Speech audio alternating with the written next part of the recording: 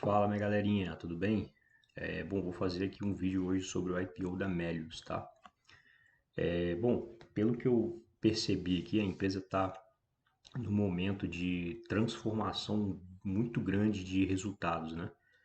Ela saiu do prejuízo em 2018, parou de dar prejuízo, em 2019 ela já deu lucro e agora o lucro aumentou mais ainda em 2020. Está aumentando, quer dizer, né? Porque 2020 não fechou ainda. Então ela está em processo ainda de expansão de margem, mas a margem já está muito alta. Acredito que não deve ainda melhorar muita coisa mais. Mas também, assim, a gente não pode ter tanta certeza de nada, porque as informações aqui que tem são muito escassas, né? E a gente não tem um histórico relevante sobre a empresa. Né? E mesmo que tivesse um histórico grande, provavelmente para trás foi tudo prejuízo, né? Então ainda não dá para ter uma ideia ainda muito bem qual que vai ser na estabilidade, digamos assim, qual vai ser a margem dela, o ROI, né, o retorno sobre patrimônio líquido, esse tipo de coisa. Mas é um negócio que tem característica de asset light, né, que precisa de poucos investimentos em ativo fixo, e a rentabilidade me parece ser muito elevada, né? Tanto é que se você for pegar o lucro, né, considerando o que aconteceu no primeiro semestre, e você projetar a mesma coisa para o segundo semestre, o ROI dela vai atingir coisa de uns 70, 80%, que é uma coisa muito elevada. Inclusive, eu até tenho um pouco de medo de empresas assim, porque a maioria dos casos que a empresa é muito rentável acaba dando um problema, né? Porque se quando a gente está falando de um setor que tem poucos atuantes, né? E que esse setor ele é muito rentável, ainda mais que ele é asset light, né? Ou seja, não precisa de investimentos muito grandes, ele incentiva novos entrantes, né? A gente viu isso acontecendo na Cielo, por exemplo, né? Que tinha a Cielo e Redcard, né? Que praticamente dominavam o setor de maquininhas, tinha um ROI de 300% e números assim absurdos. Então, sempre que você vê rentabilidade muito absurda, já abre o olho, já fica ligado, né? Porque essa rentabilidade ele não consegue se sustentar no longo prazo, né?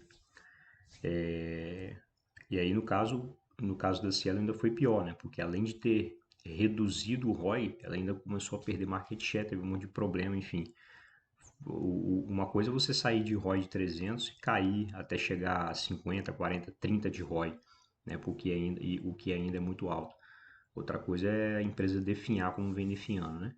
Mas enfim, só para mostrar para vocês que esse é um ponto de atenção importante, né? Porque com certeza deve vir novas empresas futuras aí de cashback e tudo mais, o que pode acabar impactando um pouco os resultados da Melius, né? Mas, assim, me interessa bastante, olhando o lado positivo da empresa, digamos assim, né? Me interessa bastante a forma como a empresa está se estruturando para ser uma empresa financeira, né? Com várias soluções. Aí sim, talvez ela diminua a dependência dessa questão do cashback e, e aí começa do ponto de vista de risco ficar melhor. E obviamente que ela investindo em outros negócios também menos rentáveis, né?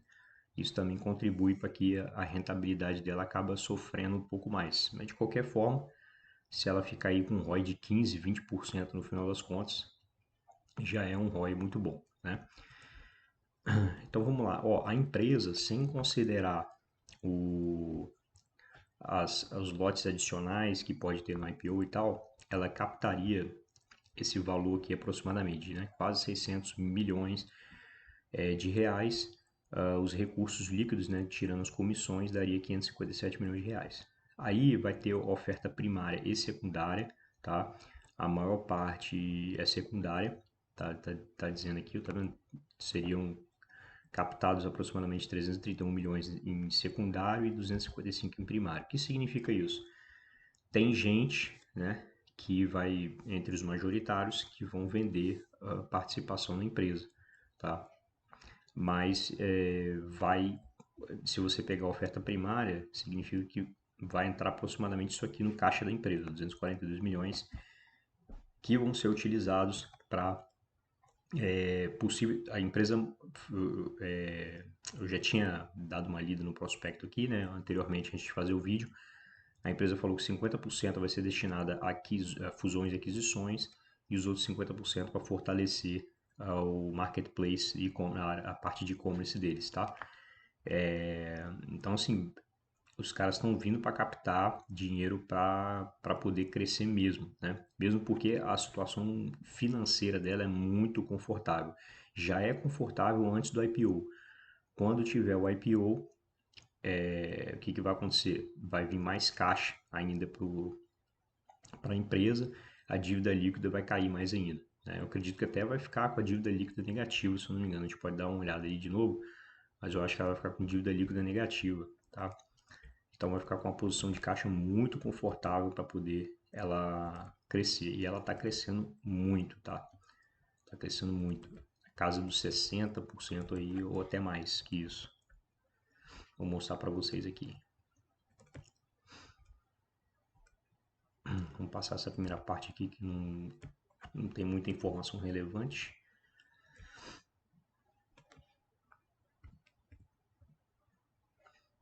Aqui já começa a mostrar umas coisas interessantes sobre a empresa. Aí fala dos parceiros, tem mais de 800 parceiros, entre eles, né, vários parceiros aí conhecidos, né, de todo mundo, Amazon, Lojas Americanas, Magalu, Ponto Frio, Casas Bahia, AliExpress, né, a Rede Carrefour, Extra, Netshoes, Boticário e por aí vai. São muitos parceiros, né? Então a ideia é o seguinte, ó, o usuário economiza o dinheiro enquanto consome online ou offline, né, descobre novas lojas, marcas, produtos, etc.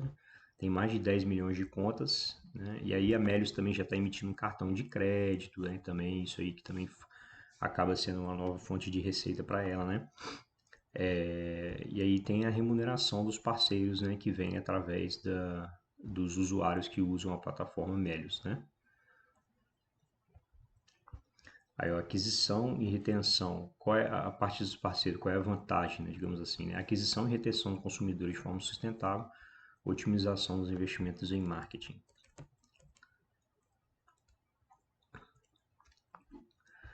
Aí aqui, olha só, a nossa receita bruta cresceu de forma consistente entre os exercícios de 2017 e 2019, apresentando um CAGR de 77%, ou seja, um crescimento muito robusto, né? Tendo atingido 90 milhões no exercício de 2019, no período de 6 meses do, do, do primeiro semestre de 2020, né? A nova receita bruta totalizou 62 milhões, representando um crescimento de aproximadamente 50%. Né? Então, se você colocar aí, projeta aí que ela consiga a mesma coisa no segundo trimestre, mas acho que, desculpa, no segundo semestre, né, parte de julho para frente, mas acredito que vai até mais, né, porque ainda tem geralmente o quarto trimestre do comércio é muito bom, né? Então deve ser mais assim. Então, minimamente aí, ela deve estar gerando esse ano em 2019, minimamente 120 milhões, né, de receita. A empresa aí, o valor de mercado dela, pelo que ela está estimando captar, né, pelo preço, a estimativa de preço, da faixa de preço que eles determinam, que eles encontraram ali, né, fazendo pesquisa de mercado, tá na faixa de, peraí, acho que está aqui no começo, ó, na faixa de 10 a 12,50, né? Aí a empresa,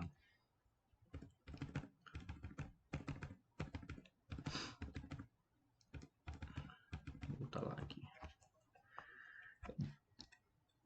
10 a 12,50 seria a faixa de preço, então eu fiz uns cálculos de valuation com base no que vai ser emitido de novas ações, né? Então daria aí um valor de mercado aproximado de 1 bilhão e 300, sem contar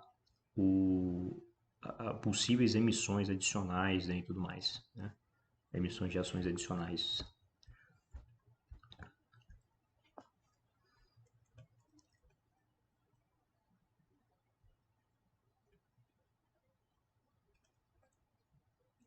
Aí fala que a Melius foi fundada em 2011 e tal, né? Cujo modelo de negócio é estruturado por entregar uma proposta de valor ganha-ganha, no qual todos os participantes do ecossistema, usuários, parceiros e a companhia são beneficiados por meio do seguinte ciclo virtuoso sustentável: usuários, parceiros e companhia e tal.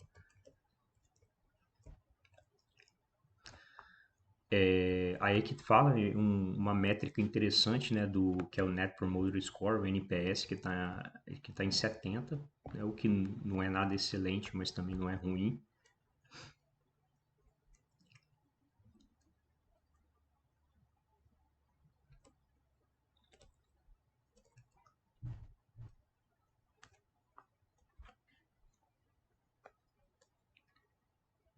Aí é que mostra algumas coisas dos usuários usando o Melios, né, são mais de 400, são mais de 4 milhões de visitas no site, só em julho de 2020, acesso no aplicativo, 3 milhões.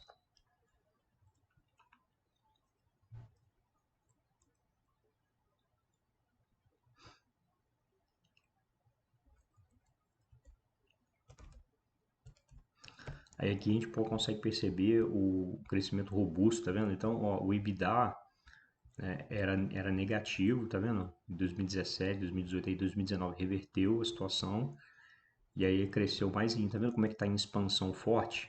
Então, ó, se de 2020 para 2019, né? Essa comparação aqui em relação ao ano anterior cresceu 418%, né, enquanto a receita cresceu aí na casa dos 60%, ou seja, a expansão está sendo muito violenta, né, muito forte. Provavelmente, é muito provável que ano que vem essa expansão de margem continue, né, pela diferença de grandeza aqui que tem entre 418 e 60.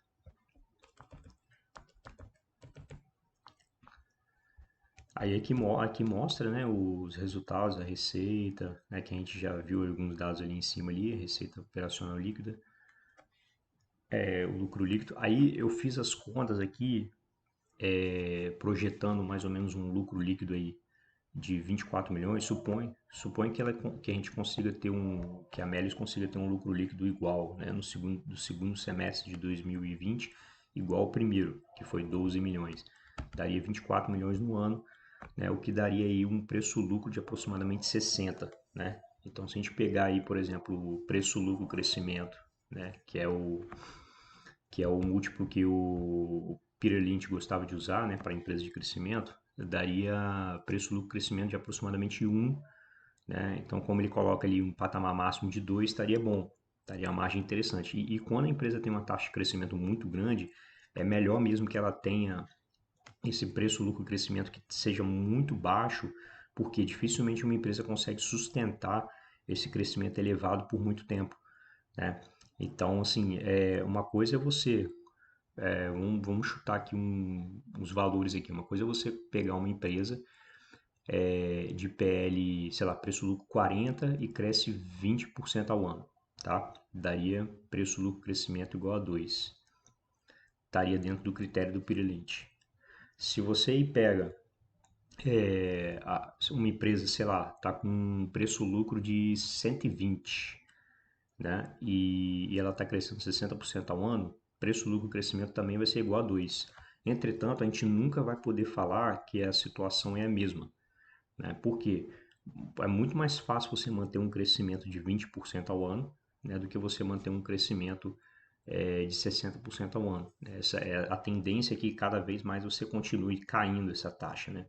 Cai de 60 para 40 e fora que alguns casos, já havia acontecido alguns casos de mesmo a empresa crescendo muito, de um ano para o outro despencar totalmente a taxa de crescimento, assim, cair para taxas de 50 cair para 10, por exemplo, entendeu? Então é uma queda muito brusca que muda completamente a visão sobre a empresa quando você utiliza esse múltiplo, né?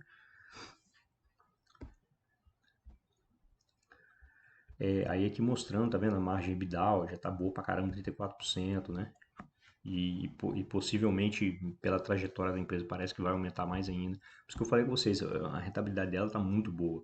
Se você pegar esse lucro aqui de 12 milhões, né, projetar a mesma coisa para o segundo semestre, que no total vai dar 24 milhões no ano de 2020, e você dividir pelo patrimônio que ela tem agora, vai dar uns 70, 80% de ROI.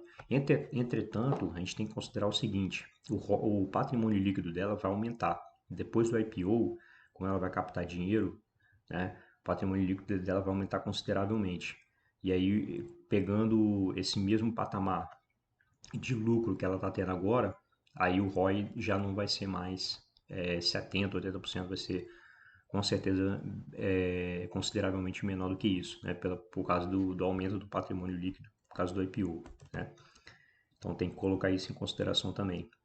Mas à medida que a empresa utiliza esse caixa que vai entrar, né, para poder fazer o processo de expansão, que é o que ela vai focar, né, todo o dinheiro vai ser voltado para isso, então aí sim, aí ela amplia o lucro, né, com os novos investimentos, aí aquele nível de lucro é capaz de voltar a ter um ROI maior, né, porque você vai ter de novo o ROI, como o patrimônio líquido já vai se manter estável depois da IPO, né, e aí o lucro líquido aumentando, você faz a conta de novo, e aí você obtém um ROI elevado outra vez. Mas é aquilo que eu falei, 70, 80% de ROI não dá para sustentar por muito tempo, dificilmente, é muito alto. A competição vai aumentar certamente nesse setor aqui, né?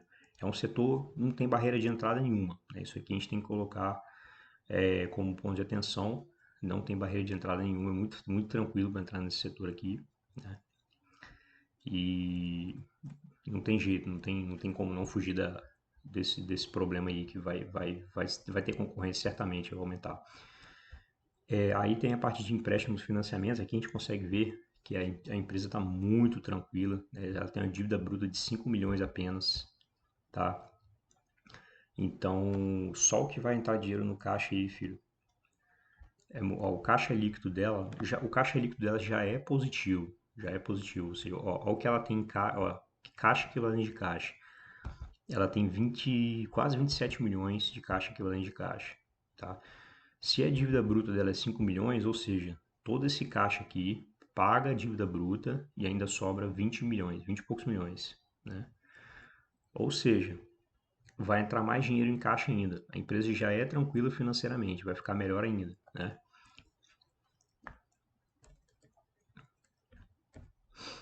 Aí aqui, olha como é que a parte de cartão de crédito dela está expandindo violentamente, ó, cartão de crédito. Aumentou 316% em relação ao ano passado, é a área que mais está crescendo, né? O número de novos usuários, contas criadas, né? Aumentou 31%, usuários ativos também. O Gross Merchandise Volume, né? Aumentou 52%. E aqui tá, né? As métricas aqui através de gráficos, né? Teve um CAGR de 51%, o Marketplace, né? O GMV.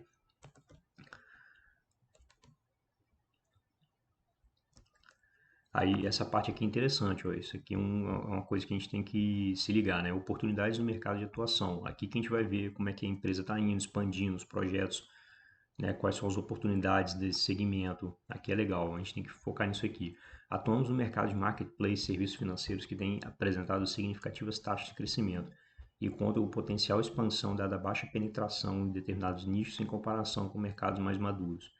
Atuamos em tais mercados por meio de estabelecimento de parcerias diversificados, contando com mais de 800 parceiros, né, como eu já falei. Nossa estratégia de negócio é asset light, que eu já falei com vocês também, é escalável. Acreditamos que podemos consolidar e intensificar nossa presença em marketplace para a gente continuar a expansão. O comércio eletrônico, de forma geral, tem crescido a taxas significativas, né? De acordo com dados do IBIT, o comércio eletrônico no Brasil apresentou um crescimento de 16%, um faturamento de 61 bilhões em 2019. Tá, beleza, vamos pular isso aqui. Aí fala porque eles têm uma parte eles têm parceria com empresas de turismo também, né? Por isso que tá falando do e-commerce de turismo aqui, né? O mercado de digital advertising demonstra potencial crescimento, sendo pelo site Statista, né? Esse site é bom pra caramba, tem vários dados lá interessantes. Movimentará 7 bilhões de dólares em 2024, em comparação com 5 bilhões. Tá mostrando como é que está crescendo os mercados que ela está atuando, né? Mercado cross-border, que é o e-commerce estrangeiro, serviços financeiros. Aí ela tem vários prêmios, né, que foram reconhecidos aqui e tal, prêmios que ela tem melhor lugar para trabalhar, né, ganhou prêmios aqui recentes, né, a maioria tudo recente, 2019, 2018.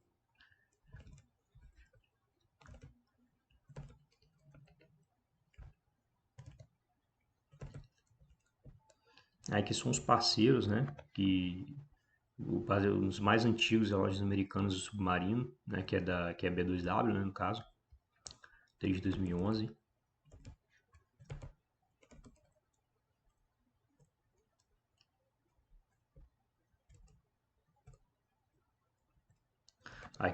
Aqui dá para ter uma visão muito boa do que a empresa pretende ser, né?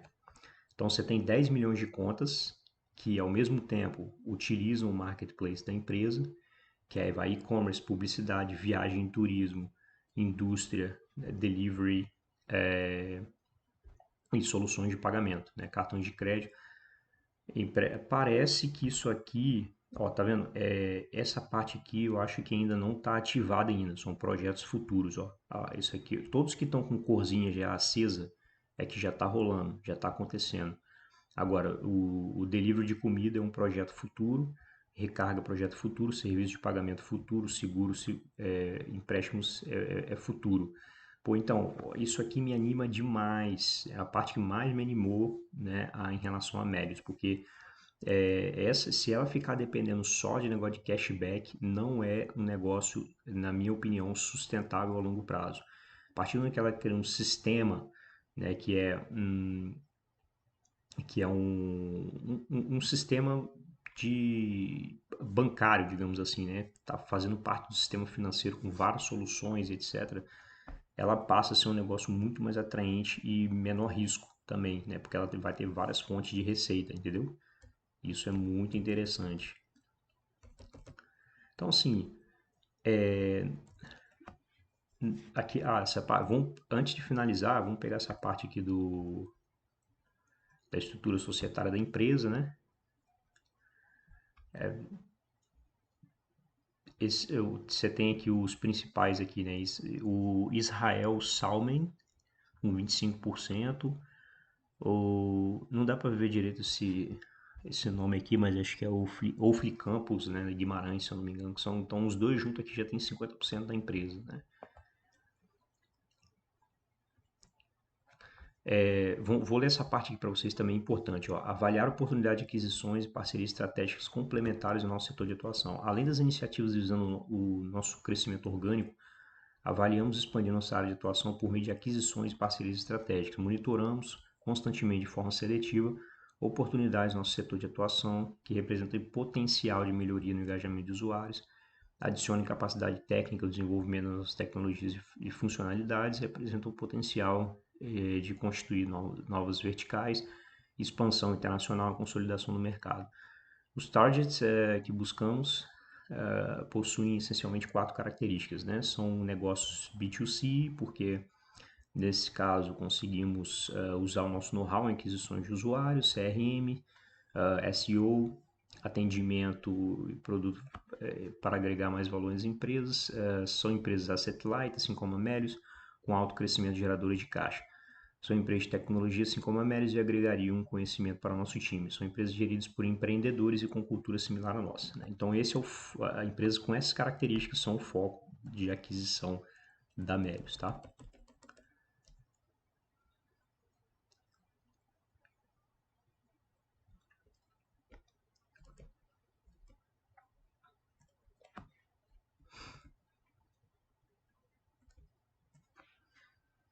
Aí ela fala que os impactos do Covid no negócio e tal, mas, pô, a empresa tá voando, né? Pelo amor de Deus. Isso aqui eu acho que é porque é obrigatório colocar mesmo, né? Que o Covid tá impactando o negócio, mas como tá impactando crescendo desse jeito, né? E expandindo margem, não tem como, tem lógica. Aí aqui, nessa parte aqui, você consegue ver vai ter lockup, tá? Esse IPO, isso é importante também, vai ter lockup de 45 dias. O investimento mínimo é de R$ 3.000, a oferta mínima, né, você tem que fazer 3 mil. Lembrando que quando você faz a oferta, você pode ter o rateio, né? Então, assim, se você quer ter... Ah, Roberto, quero fazer um investimento de R$ 3.000 na empresa. Se você oferecer 3.000, provavelmente vai vir menos que isso, né, para você. Porque, porque se tiver muita demanda pelas ações, você acaba não conseguindo atender completamente essa demanda e você tem um rateio. Então, quando eu vou fazer oferta para IPOs, eu coloco o valor, um valor acima, né, do que eu quero, uma oferta acima do que eu quero.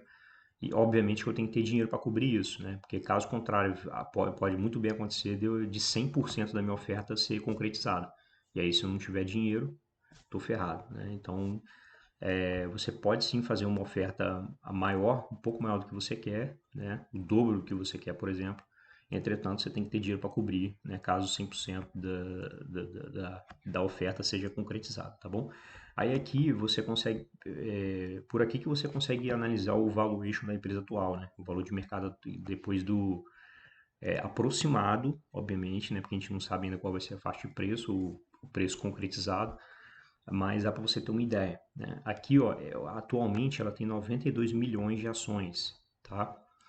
92, quase 93 milhões de ações antes da oferta. E depois da oferta, ela vai pular para 115 milhões, né? Ou seja, esse número de ações, a diferença disso aqui menos isso aqui é o número de ações que vai ser emitido, né?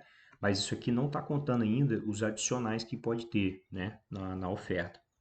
Aí, com base nisso aqui, eu consigo calcular aí que a empresa vai ter aí um valor de mercado após a IPO de aproximadamente um bi 300.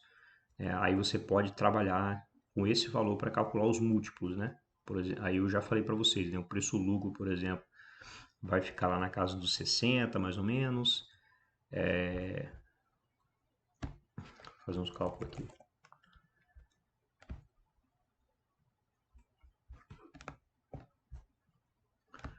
1.300 dividido por 24 milhões aproximadamente que eu falei, né? De lucro que pode ter. Eu acho que vai ter mais que isso, mas enfim, vamos lá.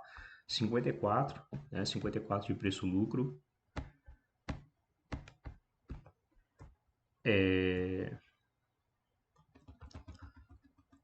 Vamos ver em termos de receita, por exemplo. Em termos de receita vai vir alto, né?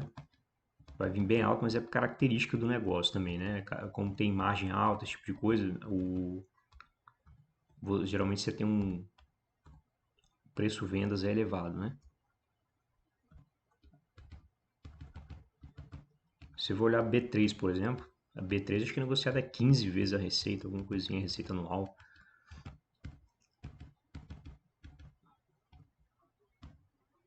Aqui, tá aqui, ó.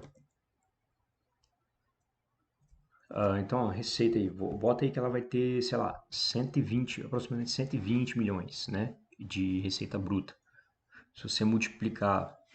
É porque esse aqui está só os primeiros 6 meses, né? Por isso que eu estou multiplicando por 2 aqui. Aí você pega 120 e divide por. Desculpa, pega um bi 300, né? E divide por 120, né? Vai dar um pouco mais do que 10, né? Mais de 10 vezes o faturamento anual.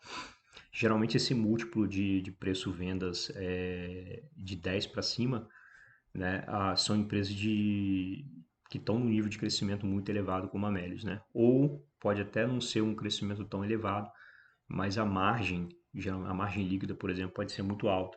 Se você pegar, por exemplo, você pegar esse múltiplo, preço vendas, né, de shoppings, por exemplo, né? Shoppings tem uma margem alta pra caramba, margem líquida muito alta. Se você for ver o preço vendas, né, de shopping é alto também por causa disso, né? Apesar de ter característica completamente diferente disso aqui e não ser empresa de crescimento. Então, não adianta você só olhar o número, né? Você tem que entender o que está por trás do número. Por que que é assim, por que que é alto, por que que é baixo. E por aí vai. O PVP provavelmente também, né, vai ser alto, né? O PVP. Por causa do ROI, que já expliquei para você. Tem um vídeo que eu já expliquei para vocês na internet, né? Por, como que você avalia PVP de empresas que está... O ROI explica 50%, né, do PVP, né? Então, empresas que têm ROI alto, que é o caso da Melius, vai ter PVP alto também, tá? Então é isso, pessoal. A empresa tem aí seus riscos, né? Tem vários pontos positivos também. Então, colocando na balança, né? colocando tudo na balança, inclusive a questão do valuation e tal, eu vejo mais pontos positivos do que negativos, tá? E a gente não tem muitas empresas dessa característica aqui no Brasil. Então, pode ser interessante aí para poder ter uma exposição na carteira de uma empresa de crescimento, né? Que tem grande potencial aí para os próximos anos. Está fazendo um bom trabalho até então. Tá, beleza? Espero que tenham gostado do vídeo aí. Até a próxima. Valeu!